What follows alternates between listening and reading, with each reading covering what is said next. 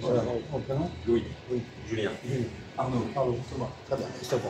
C'est bon. Jean-Christophe. Louis Arnaud Thomas. Bon, alors, la question qu'on se posait, c'est comment les gens savent que quelque chose est vrai ou faux. Ok, très intéressant. C'est très intéressant. Alors, on opposait ça au fait que ça sent bon ou ça sent pas bon. Ouais. Les gens savent très bien si ça sent bon ou pas bon. Ouais, c'est vrai. Par contre, ils ne savent pas forcément si quelque chose est vrai ou faux. Ouais. Il n'y a pas le même fonctionnement mental, apparemment. Oui, oui. Oui, c'est vrai. Ça oppose quand même la sensation et la théorie derrière, concrète, que quelque chose est vrai ou faux. Oui, mais malgré tout, il y a des personnes, peut-être pas parmi nous, parce que c'est des qualités qu'on peut avoir, qui sentent que quelque chose est faux. Ouais. Ouais. Qui voient qu'un discours est faux, qu'un texte ne tient pas, qu'une théorie ne tient pas. Ouais, mais ça... Et d'autres qui n'y arrivent pas. Ça veut dire ça s'obtient. Alors, c'est plus sur des choses qui ne sont pas probables scientifiquement. Sur des... Ça s'obtient avec l'expérience. Pas sur des thèses, toi, tu dis des secteurs de travail. Oui, il y a des voilà, quelque chose d'analyse. C'est ça. Pas sur des... Mais même, quelqu'un peut, par exemple, Newton, il arrive à un moment donné, il s'aperçoit qu'il y a des choses qui sont fausses. Ouais. Einstein aussi. Donc même les grands chercheurs peuvent constater qu'il y a des choses qui sont fausses. Alors que c'est admis comme vrai. Einstein qui contredit Newton, quand même, c'est quelque chose d'assez gros. Bien sûr. Donc, un bon chercheur, il doit être capable de distinguer le vrai et le faux, là où les autres n'ont pas vu. Là, les autres n'ont pas vu, oui, c'est vrai. Il y a quelque chose de... On cherche à donc, qu'est-ce qui fait que lui, il est capable de repérer une erreur, un manque, un oubli, et que la moyenne des gens n'en est pas capable. Ça fait partie de l'esprit critique déjà. Bien sûr, oui. L'esprit critique, c'est d'analyser quand même, de prendre du recul sur la situation, sur le discours qui est dit par la de pas admettre que quelque chose est vrai parce que les autres pensent que c'est vrai. Exactement. C'est exactement ça. Et ça, c'est pas parce que tout le monde pense que c'est vrai que c'est forcément vrai. Moi, je comprends. Non, mais par exemple, quand on fait un mémoire, une thèse, etc., c'est normalement pour montrer que ce qu'on pensait sur le sujet doit être revu. Autrement, c'est pas la peine de faire un mémoire. Oui. Donc, le point de départ, c'est déjà de s'apercevoir qu'il y a un truc qui ne va pas. Et avoir l'esprit assez ouvert pour savoir et pouvoir en discuter et mettre à jour les idées. Oui, de porter un façon de vie personnelle. Du coup, vous en étiez où? Qu'est-ce qui était votre avis là-dessus là? Justement, je disais que Descartes, lui, il plaisantait là-dessus. En disant, il disait personne ne se plaint de ne pas avoir de bon sens. Or, le bon sens, c'est ce qu'on vient de dire en fin de compte. Le bon sens, c'est sentir que ça, c'est vrai ou pas. Ça existe. Donc, les gens ne se plaignent pas. C'est pas une thèse. Ils ne se plaignent pas, mais en réalité, ils devraient se plaindre, parce qu'en fin de compte, ce n'est pas donné à tout le monde d'avoir du bon sens. Voilà. Par contre, à tout le monde est capable de dire, même une petite fille de 5 ans va dire ça sent pas bon. Donc il y a des degrés de sensibilité sur le plan olfactif. Alors les animaux, par exemple, ils ont un odorat développé. Mais par contre, au niveau intellectuel, c'est pas très au point. Donc il y a des capacités qui sont plus proches de l'animal que de l'humanité. Oui, ça va être soit une sorte d'instinct de survie, ou alors plus basé sur les connaissances.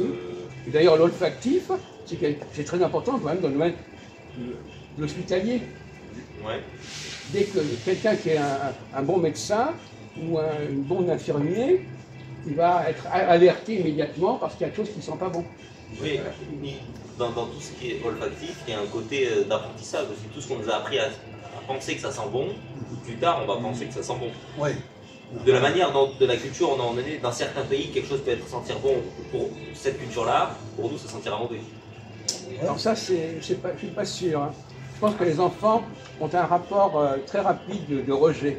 Oui, c'est vrai que sur les enfants c'est plus vrai. Non, mais je veux dire que le rejet, il n'est pas culturel, il est systématique, viscéral. Quelqu'un entend quelque chose qui ne va pas, même un enfant de 5-6 ans, il entend un truc qui ne tient pas debout, on ne l'a pas appris spécialement ceci ou cela.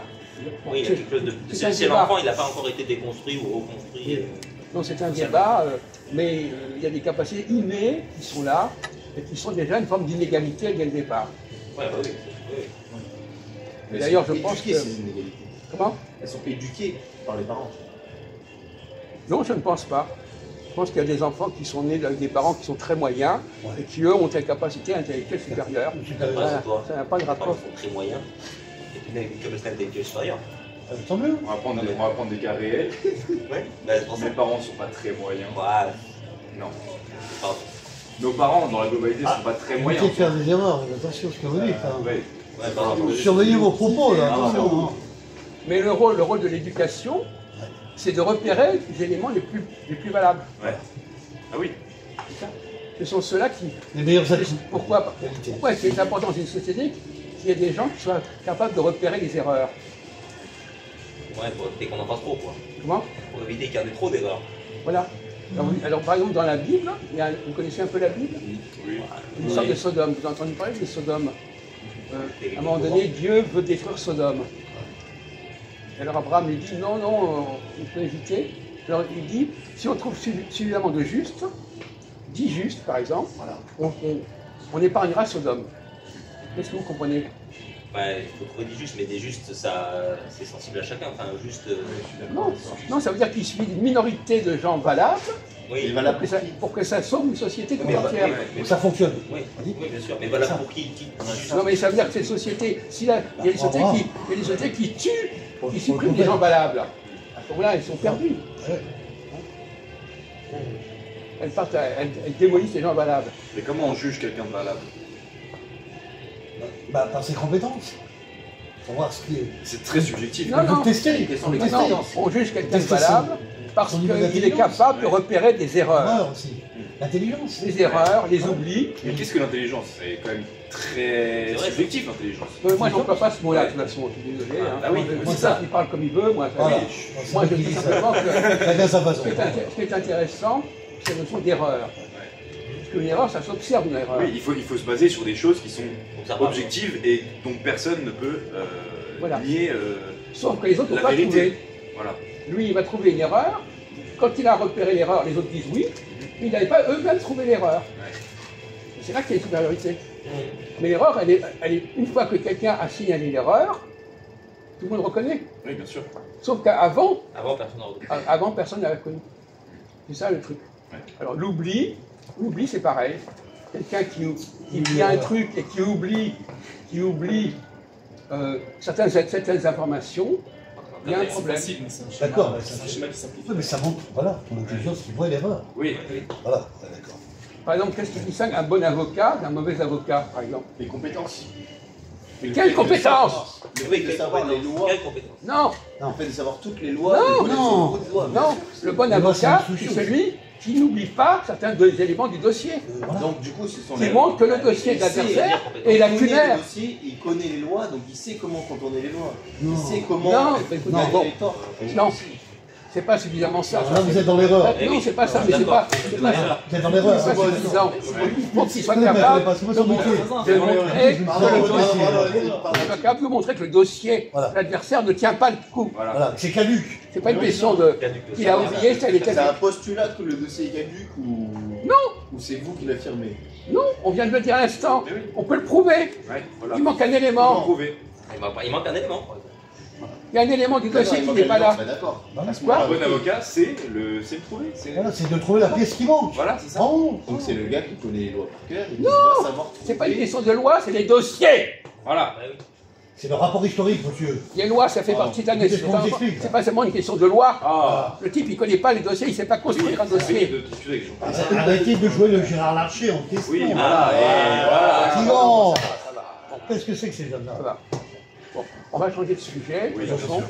Mais on a bien compris que il fallait repérer dans une société les gens les plus doués, les gens les plus capables de repérer les erreurs, pour que ça protège la société. Une minorité de gens doués protège une majorité de gens pas doués. Voilà. Bravo. Ça existe. Une société qui supprime les gens doués, Sur Macron. elle se tire une Oui, balle dans le alors, pied. est-ce qu'on est dirigé par une minorité de gens doués? Ah ben c'est ça justement, Alors, normalement la Bonne vocation, question, Louis. la Bonne question. vocation, Bonne par- question. la Ah oui. vocation, par exemple de Je note, Polytechnique ou de l'ENA ou je sais pas quoi, c'est de repérer des gens doués. Oui, voilà. Ok, mais Alors est-ce qu'ils le font correctement? C'est Voilà. une question. C'est ça. Entre l'étude et la pratique, ça fait deux. D'accord. exactement, complètement. Merci. Voilà. C'est sûr et certain. Plus on met de gens, plus on dilue la proportion de gens doués. C'est ça. C'est ce qui s'appelle la proportionnelle. Non. Proportionnel. Ça n'a rien à voir avec la proportionnelle. Je blague, je blague. Non, non, mais bon, ça va, écoutez, les blagues, Bon, vous les mettre où vous voulez, hein. On va le laisser sur la table.